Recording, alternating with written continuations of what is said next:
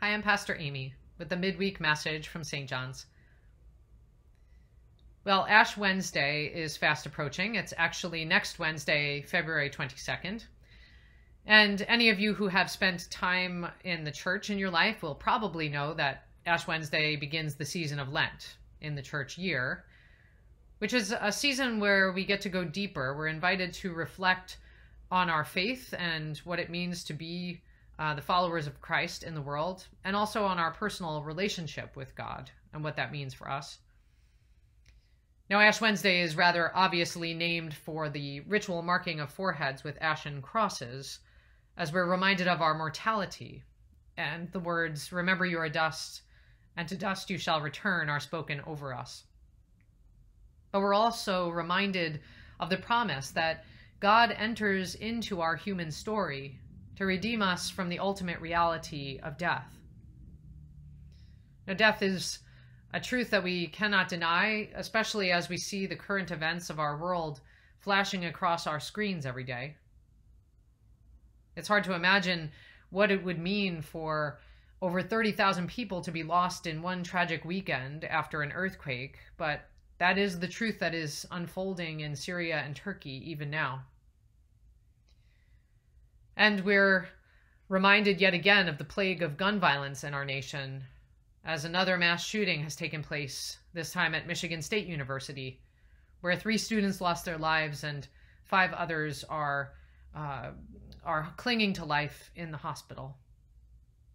The reading from Joel on Ash Wednesday begins, "Sound the alarm on my holy mountain." And I think alarm bells should go off for us as we see these broken places in our world. And we recognize the frailty of God's creation bending under the burden of human sin, as it impacts society and our world in profound ways.